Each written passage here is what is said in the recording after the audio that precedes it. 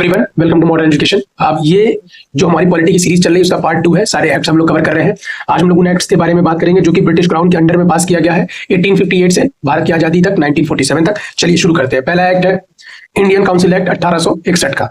ठीक है, जो इंडियंस है उनको मतलब कानून बनाने के प्रोसेस में क्या किया जाता है, जोड़ लिया जाता है, पहली बार एसोसिएट किया जाता है। ठीक है, लेकिन और 3 जो नॉन ऑफिशियल मेंबर्स होते हैं उनको कौन करेगा नॉमिनेट? उसमें वाइस रॉय की काउंसिल से उनको नॉमिनेट किया जाएगा। ठीक है, वो कौन थे? राजा ऑफ बनारस, महाराजा ऑफ पटियाला और सर दिनकर राव।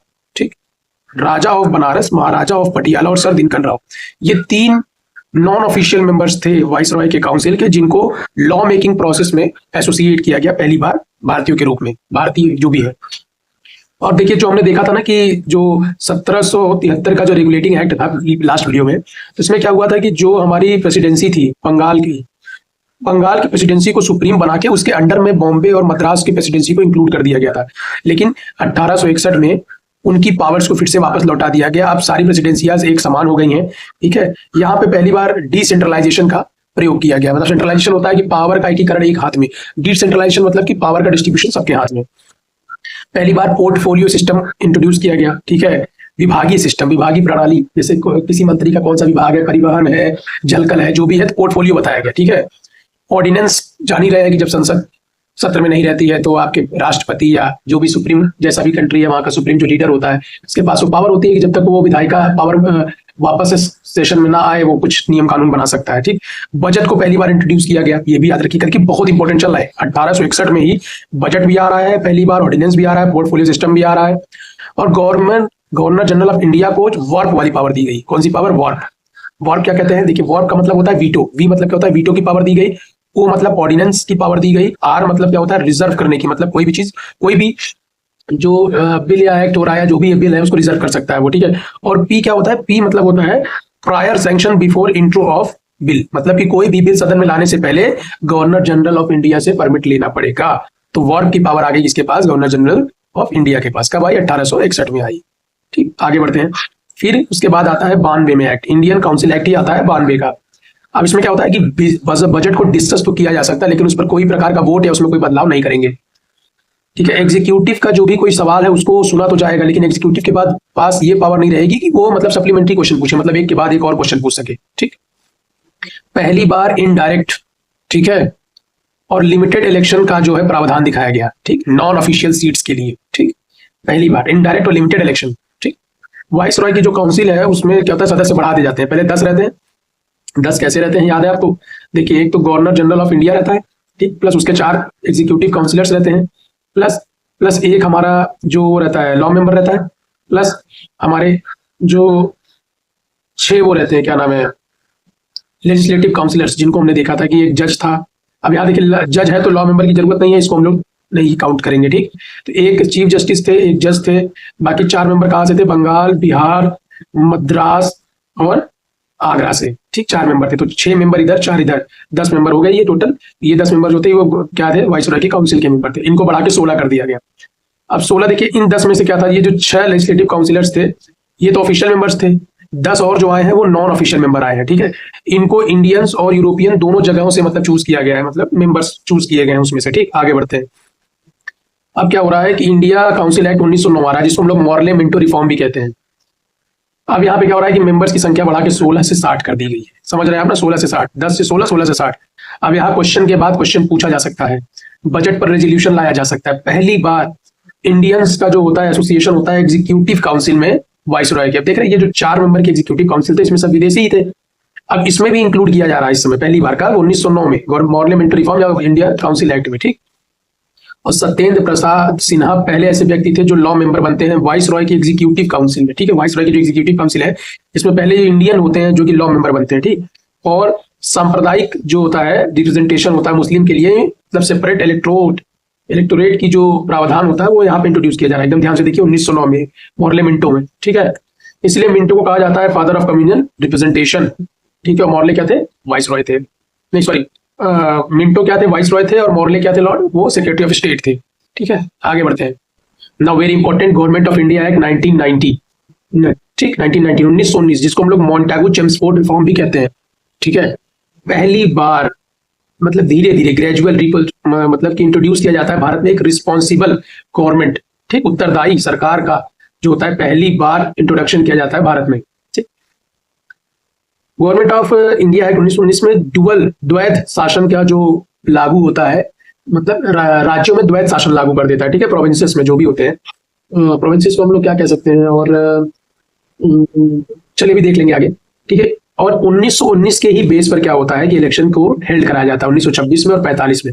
ठीक है, तो याद रखिएगा अंतिम इलेक्शन कब हेल्ड हुआ था, 1945 में। कब, कितनी बार हुआ, 2 बार हुआ। और किसके बेस पर हुआ, गवर्नमेंट ऑफ इंडिया 1919 में। ये किसकी समय की बात हो रही है, ब्रिटिश क्राउन के समय की बात हो रही है। ठीक, अब क्या हो रहा है कि जो भी प्रोविंशियल सब्जेक्ट है, मतलब राज्य के जो भी अधिकार हैं, सब्जेक्ट्स हैं, पावर है, उनको मतलब प्रॉपर एक डिमार्केशन किया गया और उनको बांटा गया 2 हिस्सों में, एक तो ट्रांसफर सब्जेक्ट के रूप में और एक बनाया गया रिजर्व सब्जेक्ट के रूप में।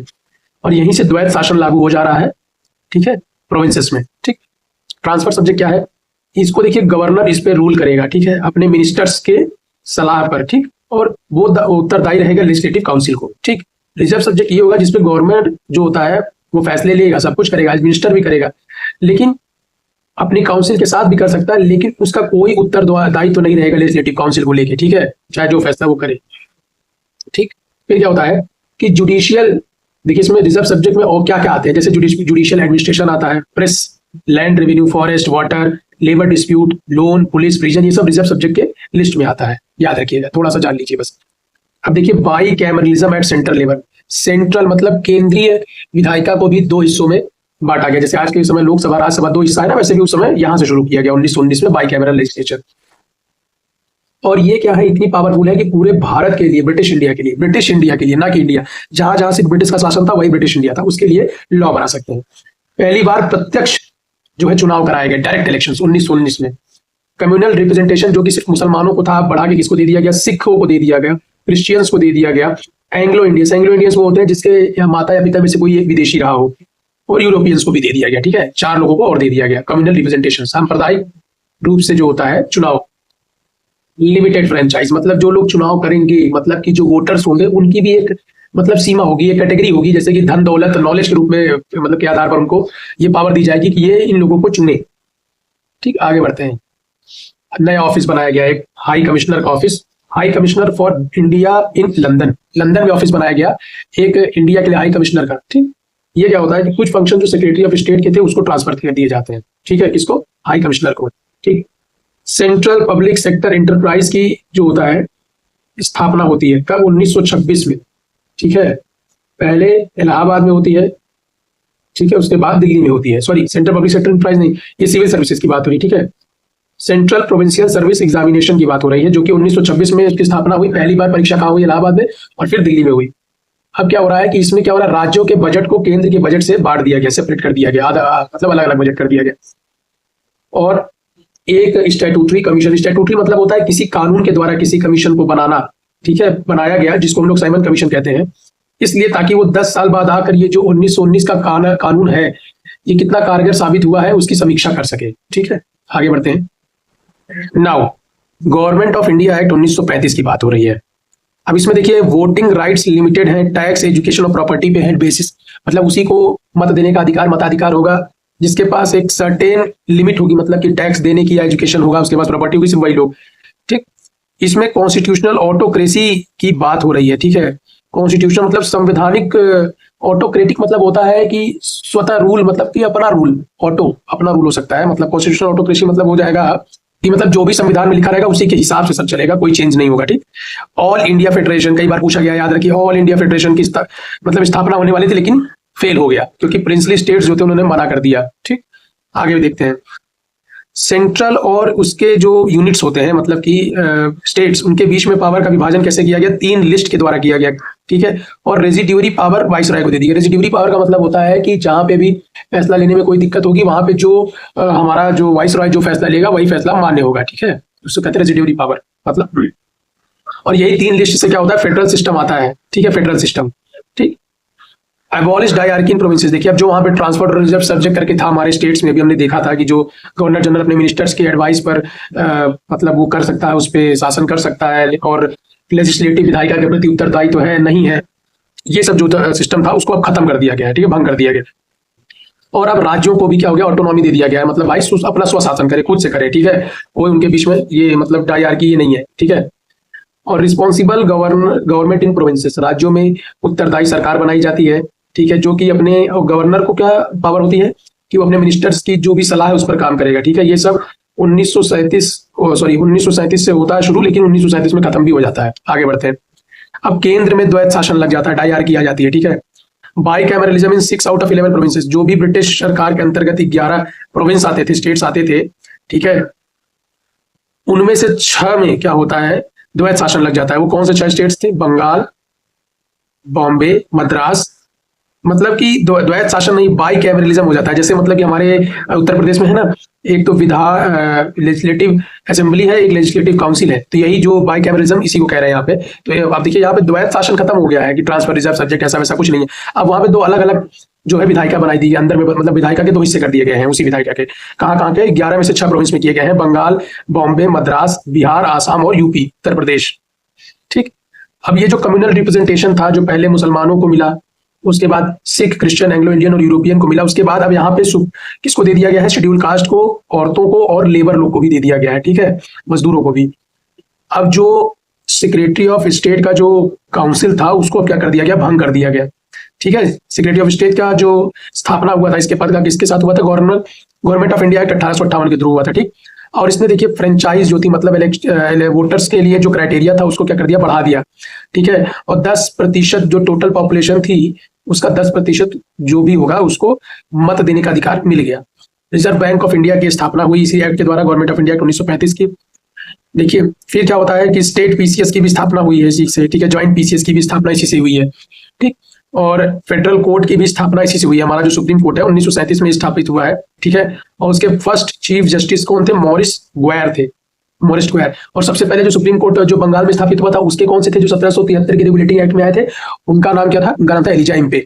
लेकिन और 35 के बाद में जो बने हैं, जो हमारा सुप्रीम कोर्ट स्थापित हुआ है मेन, ठीक है, 1937 वाला, उसके कौन से थे? मॉरिस ग्वायर थे, ठीक है।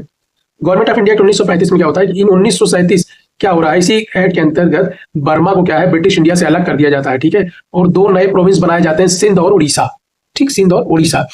1941 में जो परसेंटेज था इंडियन का, मतलब ब्रिटिश की जो सिविल सर्विसेज थी वो यूरोपियन से अधिक था। 1941 में percentage of Indians were more than the Europeans in Indian civil services. तो ये जितने भी एक्ट थे उसके बाद फिर हमारा India government of India act 1947 आता है। लेकिन उससे पहले 1946 में हमारा जो कॉन्स्टिट्यूशन होता है वो बनता है, और वो हम लोग जानते हैं कि ये मिनी कॉन्स्टिट्यूशन के रूप में वहां पे बहुत फायदा देता है। गवर्नमेंट ऑफ इंडिया एक्ट से काफी प्रावधान वहां लिए जाते हैं। फिर 47 में भारत आजाद हो जाता है। उसके बाद जो भी नियम कानून है हम लोग नेक्स्ट वीडियो में देखेंगे। तब तक के लिए आपको थैंक यू सो मच बने रहने के लिए।